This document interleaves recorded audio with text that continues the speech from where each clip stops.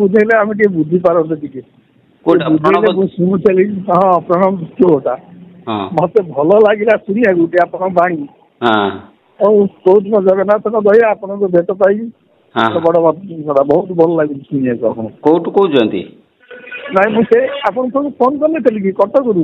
ହଁ ହଁ ନାଇଁ ଗୋଟେ କଥା ଶୁଣନ୍ତୁ ଆମର ଆମର ଯୋଉ ବ୍ରହ୍ମ ଶକ୍ତି ବୁଝିଲେ ସିଏ 3 ଭାଗରେ ବିଭକ୍ତ ହୁଏ ବୁଝିଲେ। ଗୋଟେ ପ୍ରାଣ ଶକ୍ତି, ଗୋଟେ ଆତ୍ମଶକ୍ତି, ଗୋଟେ ମାନସ ଶକ୍ତି ବୁଝିଲେ। ମାନସ ଶକ୍ତିଟା ଇଡା ନାଡିକୁ ପ୍ରଭାବିତ କରେ। ପ୍ରାଣ ଶକ୍ତିଟା ପିଙ୍ଗଳା ନାଡିକୁ ପ୍ରଭାବିତ କରେ ଏବଂ ଆତ୍ମଶକ୍ତିଟା ସୁଷୁମ୍ନା ନାଡି ମଧ୍ୟରେ ପ୍ରଭାବିତ ହୁଏ।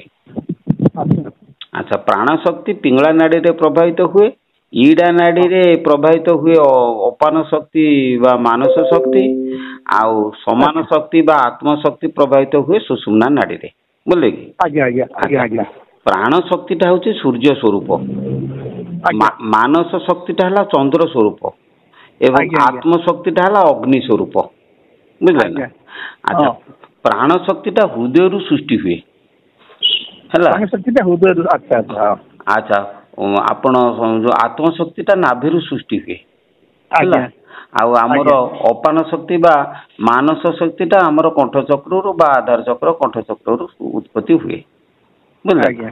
ଆଚ୍ଛା ଯଦି ଉତ୍ପତ୍ତି ହୁଏ ଯୋଉ ପ୍ରାଣ ଶକ୍ତି ସିଏ କେମିତି ଉତ୍ପତ୍ତି ହୁଏ ନା ତା କାରଣ ହଉଛି କାହା ସହିତ କାହାର ସମ୍ପର୍କ ନାହିଁ, ସେମାନେ ସବୁ ଡାଇରେକ୍ଟ ଶୂନ୍ୟରୁ ସୃଷ୍ଟି ହୁଏ। ଆଚ୍ଛା କଣ୍ଠ ଚକ୍ରରେ ଶୂନ୍ୟରୁ ମାନସ ଶକ୍ତି ସୃଷ୍ଟି ହୁଏ, ଆଉ ବୁଧ ଚକ୍ରରେ ଆମର ଶୂନ୍ୟରୁ ପ୍ରାଣ ଶକ୍ତି ସୃଷ୍ଟି ହୁଏ ଏବଂ ନାଭିରୁ ଆତ୍ମଶକ୍ତି ସୃଷ୍ଟି ହୁଏ ଯଦି ହୁଏ। ତେଣୁ ଆମର ଯୋଉ ପ୍ରାଣ ଶକ୍ତି ସେ କଣ ହୁଏ ନା ସେଇ ପ୍ରାଣ ଶକ୍ତିର ଯୋଉ ସ୍ପନ୍ଦନଟାକୁ ଆମେ ପ୍ରଣବ ବୋଲି କହନ୍ତି, ଓଙ୍କାର ବୋଲି କହନ୍ତି। ଆଚ୍ଛା ସେଇ ପ୍ରାଣ ଶକ୍ତି କୋଉଠି ରହିଛି ତା କାରଣ ହଉଛି ମୁଁ ପ୍ରୟୋଗ କରିଛି ତ୍ରିଶୂନ୍ୟ। ତ୍ରିଶୂନ୍ୟ କହିଲେ ଆମର ଏଇ ଯୋଉ ଶୂନ୍ୟଟା ଚାରିଆଡେ ବିସ୍ତାର ହେଇଛି ସେ ଶୂନ୍ୟଟା 3 ଭାଗରେ ବିଭକ୍ତ ହେଇଛି ଗୋଟିକ ପରେ ଗୋଟିଏ ସ୍ଥୂଳ ସୂକ୍ଷ୍ମ ହେଇକି। ଆଉ ପ୍ରଥମ ଶୂନ୍ୟ ହେଲା ଆକାଶ, ତା ଆକାଶକୁ ସୂକ୍ଷ୍ମ, ଆକାଶର ସୂକ୍ଷ୍ମ ହେଲା ଅହଙ୍କାର, ଅହଙ୍କାର ସୂକ୍ଷ୍ମ ହେଲା ମହତତ୍ଵ ବୁଝିଲେ ନା।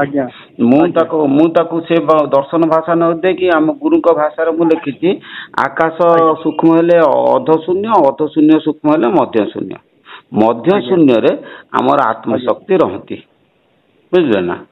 ଆଉ ଆମର ଆକାଶ ତଳକୁ ଯୋଉଟା ରହିଲା ସେଟା ମାନସ ମଧ୍ୟ ଶୂନ୍ୟ ଯୋଉଟା ତ୍ରିକୁଟ କହନ୍ତି, ଯୋଉ ଭୁଲତା ଉପରକୁ ଯୋଉଟାକ ତ ସେଇଟା ଆପଣ ସରି ଭିତରେ ଦେଖୁଛନ୍ତି ମଧ୍ୟ ଶୂନ୍ୟ ଯୋଉଟା ଆପଣଙ୍କର ହଉଛି ତ୍ରିକୁଟଟା ହିଁ ମଧ୍ୟ ମହତତ୍ଵ ଉପରକୁ, ମଧ୍ୟ ଶୂନ୍ୟ ହଉଛି ମହତତ୍ଵ ଯୋଉଟା କି ତ୍ରିକୁଟ ବି କହିଲେ ଚଳିବ ବୁଝିଲେ କି। ତେଣୁ ମଧ୍ୟ ଶୂନ୍ୟ ଯୋଉ ଜାଗା ହୁଏ ସେ ଜାଗାରେ ମଧ୍ୟ ଶୂନ୍ୟର ଆକ୍ଚୁଆଲି ଅର୍ଥଟା ହଉଛି ଦୁଃଖୀ। କାହିଁକି ଗୁରୁ ଆମର କହିଛନ୍ତି ଯେ ଦୁଃଖୀରେ ଯୋଉ ମହାଶୂନ୍ୟ ଅଛି ସେଠି ଗୋଟେ ବିସର୍ଗାକାର ମଣ୍ଡଳ ଅଛି। ବିସର୍ଗାକାର ମଙ୍ଗଳ କହିଲେ ଯେ ମଧ୍ୟ ଶୂନ୍ୟରେ ଯୋଉ ଚିତ୍ ଶକ୍ତି ରହିଲା, ଚେତନା ଶକ୍ତି, ତାର ସ୍ପନ୍ଦନଟା ହଉଛି ବିସର୍ଗ। ତେଣୁ ଚେତନ ଶକ୍ତିର ସ୍ପନ୍ଦନଟା ହଉଛି ବିସର୍ଗ। ବୁଝିଲେ। ଆଚ୍ଛା ଅଧ ଶୂନ୍ୟ ହେଲା ଲଳନା ଚକ୍ର ଅହଙ୍କାର ବୁଝିଲେ। ତେଣୁ ଅଧ ଶୂନ୍ୟ ଯୋଉ ଲଳନା ଚକ୍ର ସେଠି ଯୋଉ ଶକ୍ତି ରହିଲା ସେଟା ହଉଛି ଚିତ୍ ଅଚିତ୍ ମିଶିକି ବୁଝିଲେ ନା। ତ୍ରିକୁଟରେ ଚେତନା ଶକ୍ତି ରହିଲେ, ଲଳନା ଚକ୍ରରେ ଚିତ୍ ଅଚିତ୍ ଉଭୟ ମିଶିକି ରହିଲେ। ତେଣୁ ତ୍ରିକୁଟରେ ରହିଲେ ବିସର୍ଗ, ଲଳନା ଚକ୍ର ରହିଲେ ବିନ୍ଦୁ, କଣ୍ଠ ଚକ୍ର ରହିଲେ ଅର୍ଧମାତ୍ରା ବୁଝିପାରିଲେ ନା। ତେଣୁ ବିସର୍ଗ ବିନ୍ଦୁ ଅର୍ଧମାତ୍ରା ଇଏ ରହିଲେ 3 ନା।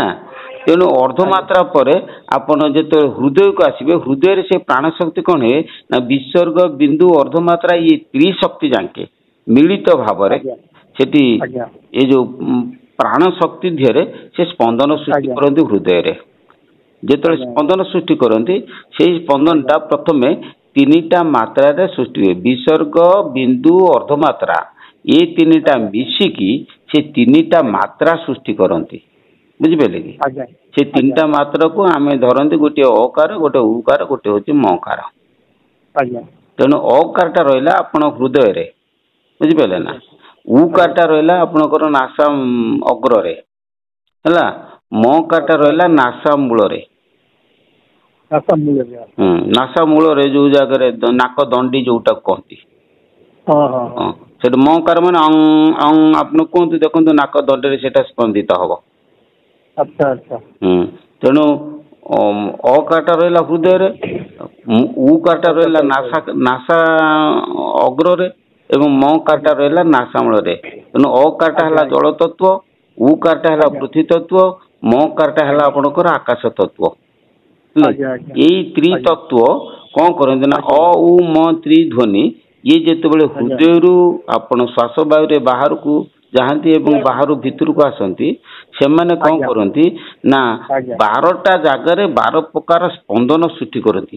এই ତିନି ଧ୍ୱନି ଯେତେବେଳେ ଯିବା ଆସିବା କରନ୍ତି, ସେମାନେ 12ଟା ଜାଗାରେ 12 ପ୍ରକାର ସ୍ପନ୍ଦନ ସୃଷ୍ଟି କରନ୍ତି, ବୁଝିଲେ କି?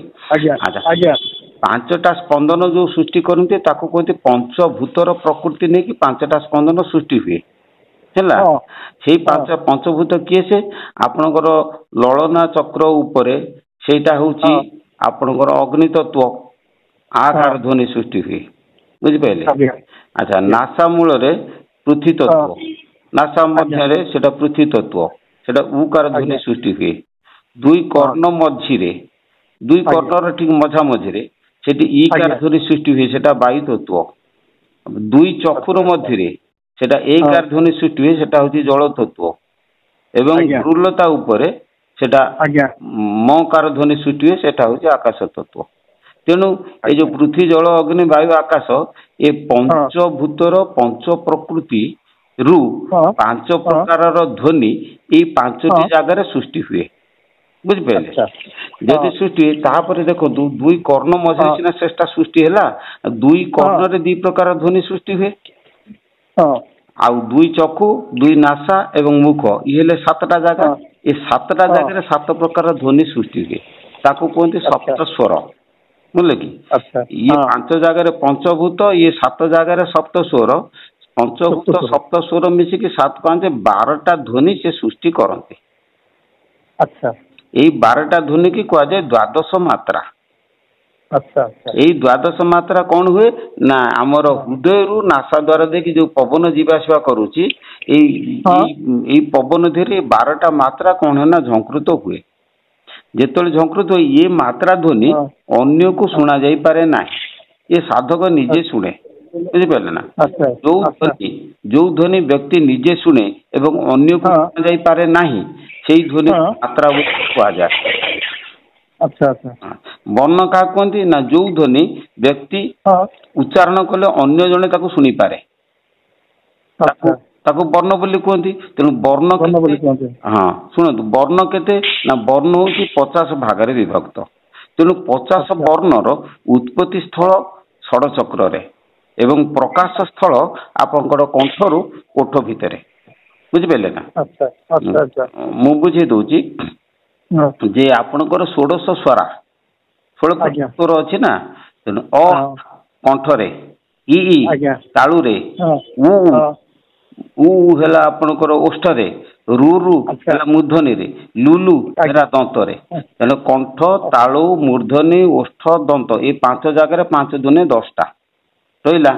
ତାର ଏ ଓ 4 14ଟା, ଅଙ୍ଗ 2 16ଟା। ତେଣୁ ଏଇ 16 ସ୍ୱରା ଏଇ ଜାଗା ମାନଙ୍କରେ ଉଚ୍ଚାରିତ ହୁଏ। ଆଉ କଣ ହୁଏ ନା ଅ ଆ, ଅ ହେଲା ହ୍ରସ୍ୱ, ଆ ହେଲା ଦୀର୍ଘ। ଏ 2ଟା ସ୍ୱର ମଧ୍ୟରେ ଆପଣଙ୍କର 5ଟା ବ୍ୟଞ୍ଜନ ବର୍ଣ୍ଣ ସୃଷ୍ଟି ହୁଏ। କେସେ ନା ଅ ଆ ଭିତରେ ସୃଷ୍ଟି ହୁଏ କ ଖ ଗ ଘ ଙ। ଇ ଭିତରେ ସୃଷ୍ଟି ହୁଏ ଚ ଛ ଜ ଝ ଞ।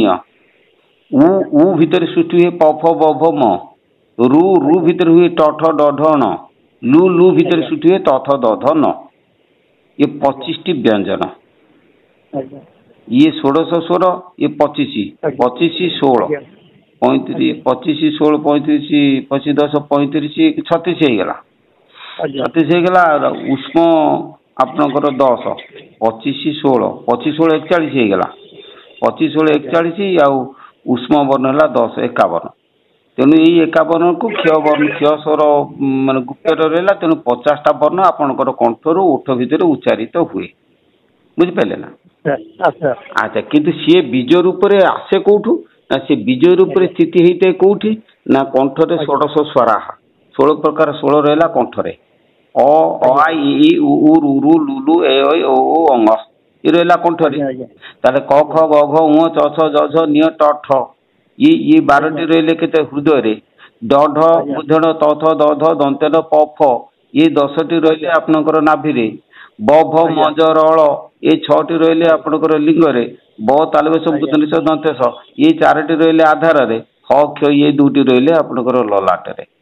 ତେଣୁ ଯୋଉ 50 ବର୍ଣ୍ଣ ପ୍ରକୃତି ରୂପରେ ବା ବୀଜ ରୂପରେ ବା ଶକ୍ତି ରୂପରେ ଷଡ଼ଚକ୍ରରେ ରହିଛନ୍ତି ସିଏ କଣ ହଉଛନ୍ତି ନା ଆପଣଙ୍କର ପ୍ରକାଶ ପାଇକରି କଣ୍ଠରୁ ଓଠ ଭିତରେ ସେ ଅନ୍ୟ ଲୋକକୁ ଶୁଭୁଛି ବର୍ଣ୍ଣ ରୂପରେ। ବୁଝିପାରିଲେ ନା?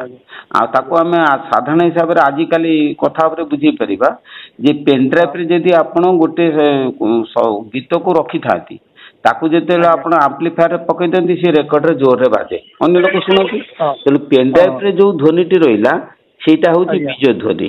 ପେନଡ୍ରାଇଭ କିଏ ସେ ନା ଆମ ଷଡ଼ଚକ୍ର ହଉଛନ୍ତି ଗୋଟେ ଗୋଟେ ପେନଡ୍ରାଇଭ ସେଥିରେ ସେ ସବୁ ବୀଜ ରୂପରେ ରହିଛନ୍ତି।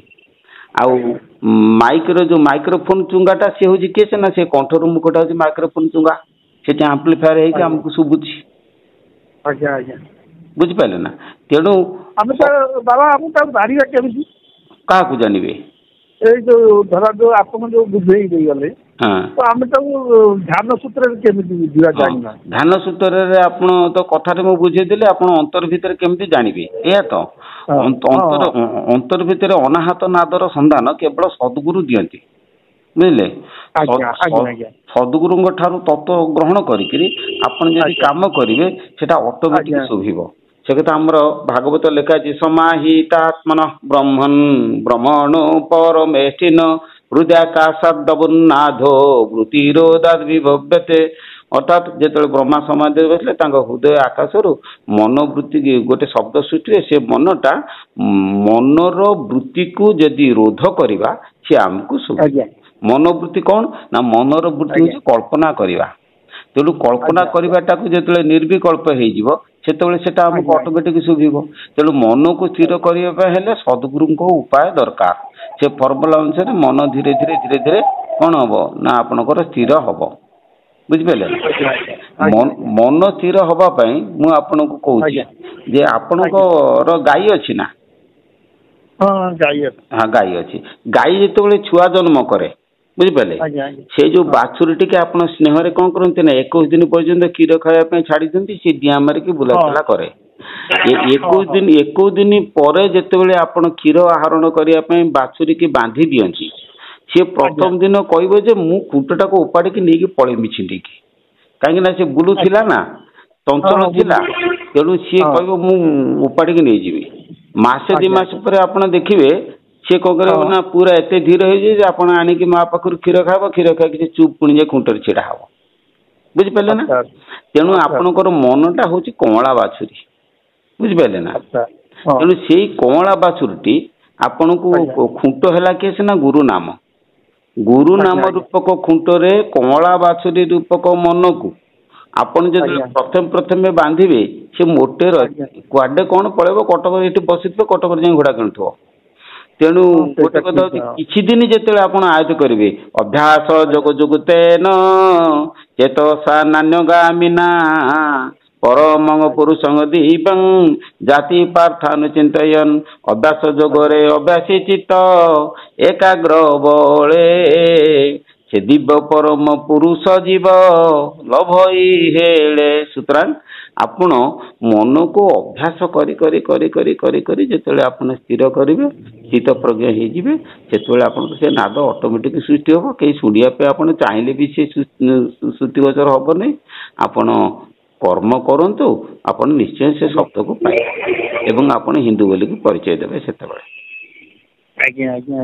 ହଉ ହଉ ମୁଁ ବହୁତ ଧନ୍ୟବାଦ ଆପଣଙ୍କୁ ବହୁତ କଥା ବୁଝେଇ ଦେଲେ ଆପଣ। ନା ଆପଣ କ୍ଲିୟର ହେଲେ ତ? ଆପଣଙ୍କର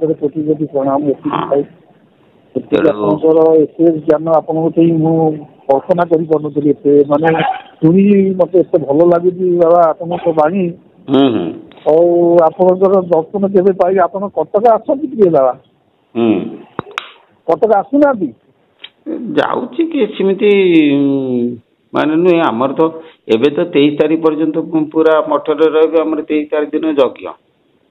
23 ତାରିଖ ଆପଣଙ୍କର ଯଜ୍ଞ? ବାର୍ଷିକ ଯଜ୍ଞ 23 ତାରିଖ ଦିନ। ଆଚ୍ଛା ଆଚ୍ଛା, ହଉ ଆପଣ ଆସୁନାହାନ୍ତି। 22 ତାରିଖ ଦିନ ଆସନ୍ତୁ, 23 ତାରିଖ ଦିନ ରହିବେ, 24ରେ ପଳେଇବେ। ଏଇ 22 ବାବା? ହଁ, ଏପ୍ରିଲ 22, 23, 24। ମୁଁ ଭଦ୍ରକ ଷ୍ଟେସନରୁ ସେଠୁ କେତେ କଣ ବସ୍ ଯାଉଛି ନା କଣ? ନାଇଁ, ଆପଣ କଟକରୁ ଯେତେବେଳେ ଆସିବେ, ଆପଣ କଟକରୁ 8:30ରେ ପାରାଦୀପରୁ ଗୋଟେ ଟ୍ରେନ୍, ଲୋକାଲ ଟ୍ରେନ୍ ପାରାଦୀପରୁ ଆସିକି କଟକରେ 8:30ରେ ପହଞ୍ଚିବ। ଆପଣ ସେଇଥିରେ 8:45ରେ ସେ ବାହାରିବ। ଆପଣ ଯଦି ସେଇଥିରେ ବସିବେ, ଲୋକାଲ ଟ୍ରେନ୍ ସେ ଆସି 11ଟାରେ ମଞ୍ଜୁରୀ ରୋଡ ରେଲୱେ ଷ୍ଟେସନରେ ଓହ୍ଲେଇଦେବ। ଆଚ୍ଛା ଆଚ୍ଛା। ଯାଜପୁର ରୋଡ ପରେ ଭଦ୍ରକ ପୂର୍ବରୁ ସେ ମଝାମଝିରେ ମଞ୍ଜୁରୀ ରୋଡ ରେଲୱେ ଷ୍ଟେସନ ଅଛି। ସେଇଠି ଓହ୍ଲେଇଲେ 2.5 କିଲୋମିଟର ବାଟ ଆପଣ ଚାଲିକି ଆସିପାରନ୍ତି, ଅଟୋରେ ଆସିପାରନ୍ତି, କିଛି ଯା ଆସ। ଆଚ୍ଛା, ହଉ ହଉ ହଉ ହଉ ହଉ ହଉ।